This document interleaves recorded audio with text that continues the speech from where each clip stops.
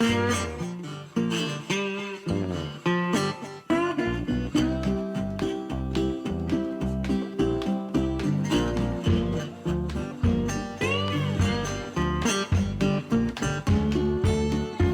to Steve's Cottage with Steve Horner. Steve Horner, a former radio talk show host, helps spotlight the source of today's social chaos while offering practical solutions to the problems negatively affecting you and your family. And now, here's Steve. Hey, come on in. You want to see the Nazi again, huh? Oh, you come to the cottage to see the Nazi. Well, welcome. Come on in. Achtung, baby! It's your old buddy Steve here again at Steve's Cottage, and we're going to be talking Nazis. Who's the Nazi? Part 2. We're getting a little tired of being called the Nazi, aren't we, huh? Getting called the Nazi by the liberals just because you don't agree with their idiotic agendas, so then you become the Nazi. And I'm going to put those pieces together for you, and I'm going to show you how that puzzle fits. But first, I've got a little cleanup time here for you. Oh, I want to show you the New York hat. Isn't this cool? New York. My friend Jean was a cool gal that I dated through much of the 90s. I was doing my single parenting with my 2 boys, and she was doing her single parenting with her 2 cute little girls, and they were all about the same age, and we would do a lot of events together. And then when it was grown-up time, I'd meet Jean at one of our favorite pubs downtown Minneapolis, which was equidistant between where I lived in a southern suburb from where she lived in a northern suburb. And so it was fun. She was in New York to do some business at the medical industry, and she was a nurse of high esteem. And she bought this cool hat for me, and I thought, well, it's a Yankees hat, but no, it's not. It's New York City, and so when I wear this around conservative St. George, I get some heat because they don't like the liberalism of New York. Now, when you talk about who's the Nazi, what do you think Donald Trump's going to say about these attorney generals in New York City? You know, this James, what's her name? James, and then there's that Isaac Bragg. Is that his name? A couple of real cunts and pussy whips. And gee, I thought I would have. I thought I didn't need to write those names down, but they have escaped me. And so they come after Trump, and here's a guy who's impeccably dressed, you see, but yet he's known as the Nazi by these liberals. And last week I was doing that crazy nylon stocking wig, reminiscent of my episode with the Three Stooges with my 2 boys back in Apple Valley, Minnesota. And a casual shirt, and today I'm dressed casually again, just to show you that it's not the outfit you wear, it's what you believe and what you think, and your morals and your ethics is what bothers the liberals. And so you can be a Nazi by being a farmhand, or by being a guy like Trump who is a billionaire. It's all a matter of what you say, what you think, where your morals and ethics are. Now, in cleanup time, I was talking about the Anheuser-Busch beer last week.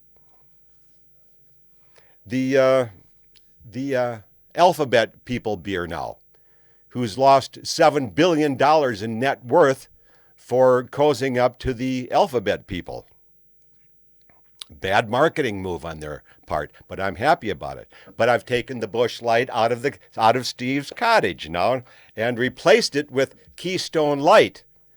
Now, that is an Adolf Coors beer.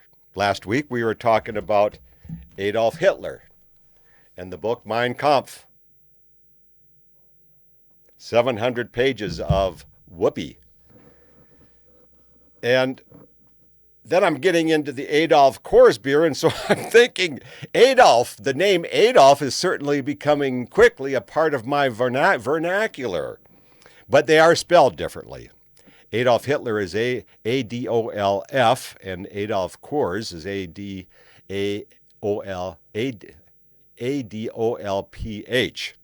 And he came to the country from Germany with his last name spelled Kors, K-O-R-S. If you're a Coors drinker, you've always got people telling you it's Coors. You see, you got to get the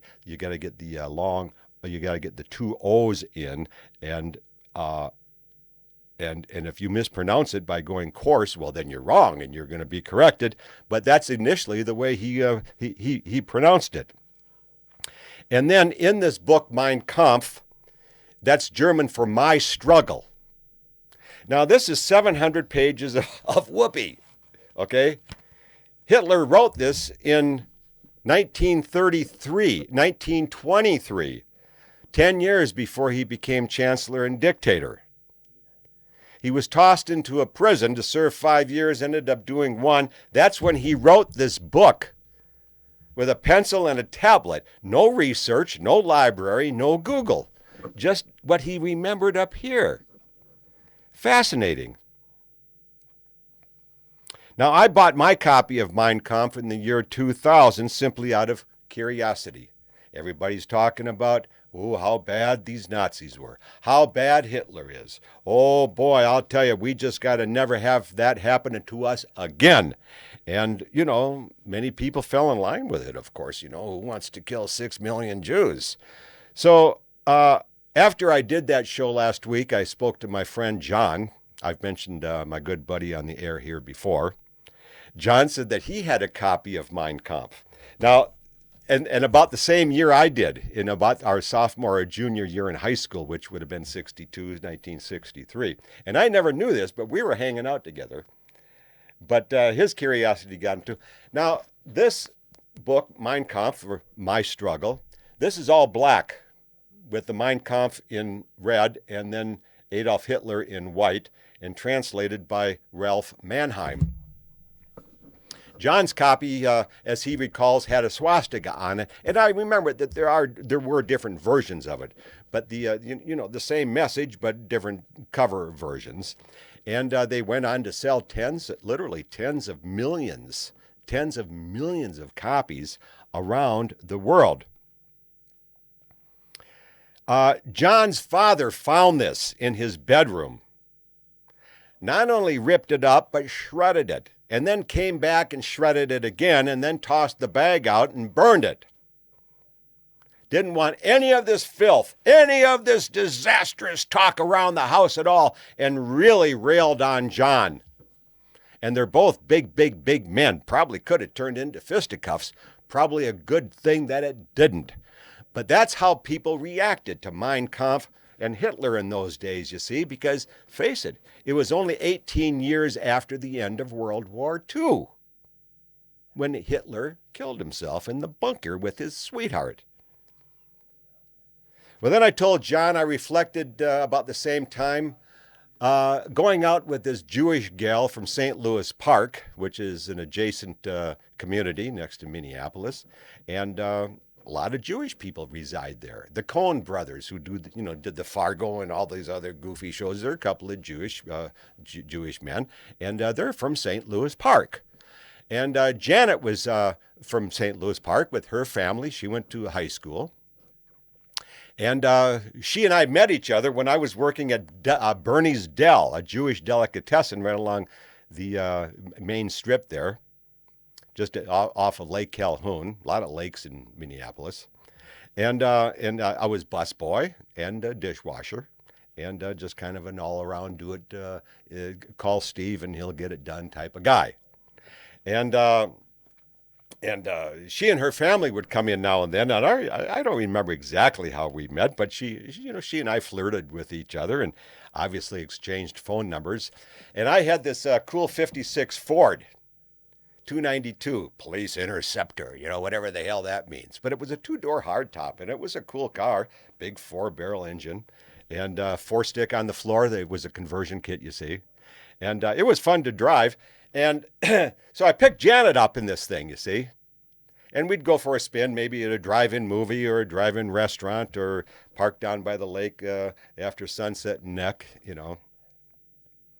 Well, she saw my steering wheel knob one time when we were parked at Porky's, which was kind of like the American graffiti joint, the quintessential drive-in, you know, the chicks on the roller skates and the whole thing. And I had, these knobs that you use to steer. They were kind of fashionable back then. And inside, you could put something like, a nudie or some person or animal or whatever, And I cut out a picture of Adolf Hitler from one of my dad's old research volumes.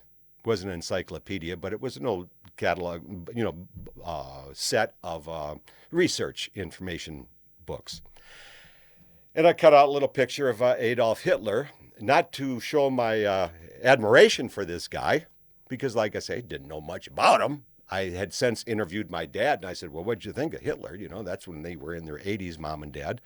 Well, I don't know. We didn't think much of him. We just kind of thought he was a jerk. And that was it. Now, this is my dad, who's, a pioneer in radio and TV. The first man in Minnesota's, all-star lineup of who's who in radio and TV, which, by the way, is also in St. Louis Park. So my dad was no dummy, but he just said, Adolf Hitler, we just thought of him as a jerk, you see. So I wasn't doing this as an admiration type of thing. And of course, Anne Frank and the whole story there, that hadn't had really blown, and the Holocaust Museum hadn't opened up yet. And, the conversation wasn't as crazy as it is today, or at least has been in the last 20 years. We just had the Holocaust Memorial Day week, this Monday and Tuesday, which I'll get to in a moment. So anyhow, Janet was over here necking with me when we were in the park in the drive-in, and she says, who in the hell do you have on your steering wheel? Adolf Hitler! Take me home! So, she had been told by her Jewish family, everything they knew and thought of Adolf Hitler, and of course the number one villain in the world. And that's what was going on in the minds of people, 18 years after the end of World War II. And in future years, you're thinking, why was Hitler infuriated with the Jews? Well, it turns out to be liberalism. It wasn't racism. It turns out to be liberalism. It was a behavior type of thing. And all this came back to mind last week when I was doing the show about who's the Nazis. And then this Holocaust Remembrance Day comes up. And both, John's father and Janet and her parents, they all sidestepped the reason of, the question of what did the Jews allegedly do to raise such ire of the German people and millions of people around the world, including a lot of American newspapers who don't want anything to do with that now. But they sided with the anti-Semitism conversation of that era. Nobody wanted the Jews in their country because they were tied to Karl Marx, the founder of modern-day communism, who wrote the Communist Manifesto. Kicked out of 12 countries, finally allowed back into Germany. But that is the underlying reason. And whether they know or not, maybe they don't these days. So many people have been dumbed down. But, the parallel question would be, okay, so what did the Jews do to cause so much anger? It's like asking, well, what did Hitler do to cause America to go to war against him? Well, that's easy to explain. Hitler mistakenly aligned himself with Italy and Japan. Japan had its own argument with the United States, bombed Pearl Harbor, and so that brought Germany into the war, and Roosevelt said, let's go get them. So they went after Italy, Germany, and, why? Because you're looking at world dominance. We don't want to be puppets to Adolf Hitler. And that was his goal and desire. So that's easy to understand why you'd go to war against him. Enemy. What did the Jews do to deserve such treatment? I asked Rebecca Frankel this in a text, in an email. She wrote this column I'd been quoting a couple of weeks ago about the Smithsonian article about the Germans, the Jews who came back to Germany to repatriate after World War II and found nothing but anger. Their neighbors didn't like them. They didn't. Their homes were gone. They didn't want to. They couldn't find any love in their community. So when they hit the road and tried to, and many of them made it into what was then known as Israel, the former British Palestine, even the British people didn't want anything to do with them because it was their liberalism. And so Rebecca Frankel, they don't want to answer that because liberalism can be understood. And a lot of people know that they don't want anything to do with it. And so that takes the glimmer off of the Jewish Holocaust, which I believe a lot of Jews play on the sympathy of the Holocaust to find favor, like Chuck Schumer. Talk to any Jew for more than 10 minutes, and before 10 minutes, you're going to find out this person's going to tell you, well, I'm a Jew, and well, who the hell cares? But they'll use it as a sympathy card. This Brett Clarkson of the Las Vegas Review-Journal wrote a fawning story on Holocaust Remembrance Day. I asked him the same question. He didn't know. I don't know, Steve. I don't know why 6 million Jews were burned to death. So he gave me the information about the Israeli-American Council with chapters.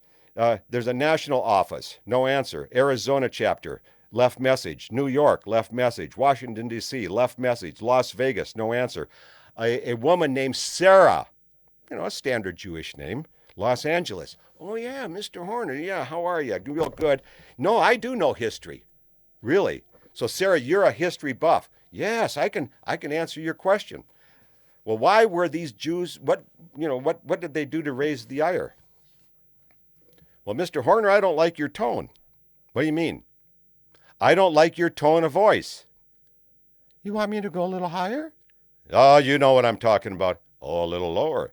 Mr. Horner, are you looking to interview somebody? Well, you said you knew history there, Sarah, but apparently you don't like my tone. What you really don't like is answering my question about why these people were burned. Now, what does liberalism involve? What are they dodging? You see, this is the question. And on my way over here, I heard Sean Hannity. I like to listen to Sean when I'm going to and fro. I don't listen to him at home, but when I'm going to the library or I'm coming down here to see Sean here at the college where I do my show, I know you think it's Steve's Cottage, but it really is up here. But I do it over here at Utah Tech at the college in this beautiful studio with all this beautiful high-tech equipment. And Sean is my engineer, my promoter, my marketer, my all-around good guy, and I appreciate doing business with him. So when I'm listening to Sean Hannity, he's talking about, what is liberalism? I said, well, that's a coincidence because I'm going to answer that question today. What does liberalism involve? What are the Jews hiding from on this? Well, it involves everything from A to Z. You see, like I'm a conservative, Donald Trump is a conservative. They want to hit us with, you're a Nazi, you're a Nazi. See, it's more of that verbal artillery, which is supposed to shut you up and keep you in a corner and don't mention anything of your agenda because it scares the hell out of these people. Why? I don't know. Because liberalism always comes back to bite them in the ass. It always is destructive. So I don't know what they're afraid of. I guess that's how dumbed down society has become. So what does it involve? Everything that's wrong, from A to Z, abortion to Zionism. Everything like abortion, including homosexuality. illegal drugs, quickie divorce, single parenting, the welfare state, prostitution, pornography, Hollywood, usury. You get the message. It's a lifestyle based on short-term comfort and convenience, immorality, and it always brings on anger and division and revenge, feelings of betrayal. That's liberalism. It wasn't the race of the Jewish people that brought them down. It was their incessant liberal behavior and political agenda. And today we again have a Jew press, something that Hitler had mentioned. It's the Jew press, he wrote in Mein Kampf, that keeps tearing him down. And then as I read to you last week, it's the editor here, or the translator. The book originally written in German, of course. And so here's the translator, Ralph Mannheim, a Jewish guy. But it was the Jew press that Hitler wrote about that engineered and promoted and perpetuated the liberal agenda. And that's why they didn't like Hitler. And those of us against the liberalism, we get the same pushback that Hitler received. You see? I mean, look at what the enemies of Steve Horner wrote on Amazon. And they only allowed people that were angry at me. That's why I'm not on anymore. You go to stevehornerbooks.com and buy my book off of PayPal. And we're getting some new testimonials up there that are quite attractive and flavorful and very complimentary. But here's one. Here's Larry Haig. Life is so much easier when you only see things from your narrow perspective. Being empathetic requires strength and kindness. Being a racist and misogynist requires zero personal reflection or desire to grow beyond your limited world perspective. See? That's what Amazon allowed on my website. Here's another one from some dickhead named Womp Womp. He's on his period. Where do I start? Mr. Horner has a minimal grasp of the English language, let alone women. Here's one from Donna Kuster. Reviewed in the United States. Only thing worse than this person is his writing, or what he passes off as his writing. Here's one from T. Hall. Racist. Reviewed in the United States. Dumpster writing. Garbage author. Here's one from Darren S. Chicken shit, didn't even have the guts to mention his last name. The Lord will judge this man harshly for how he treats the rest of God's disgusting racist. But yet, the reality of what people who objectively read my stuff say about Steve Horner.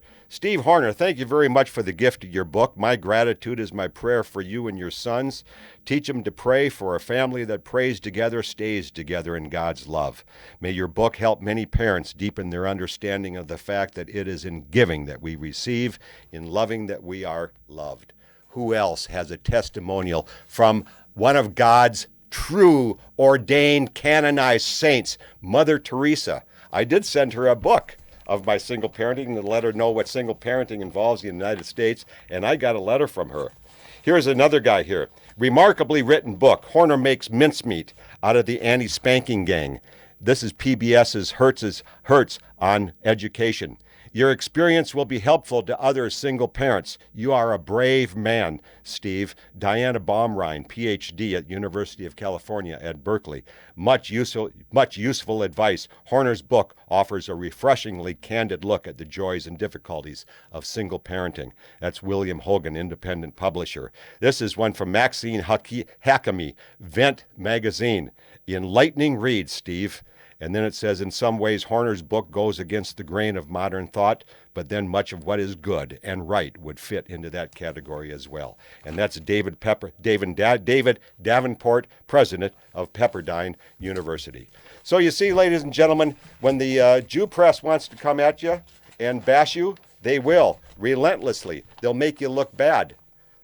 They have nothing good to say about you. But when you look objectively at these people, and that's up to you to be smart and find out what is objective about these people, and go and read the information like I did with Mein Kampf, get a feel for these issues on your own mind, on your own time, and get an objective look. Well, I'm out of time. So I'm going to go and be objective about a lot of great, interesting things in America and in my life, and I wish you could join me, but I'll share it with you again next week, right here at Steve's Cottage. So in the meantime, you come back to visit me again and take Thanks real for good care joining of us. yourself. Visit Steve's Cottage again with Steve Horner.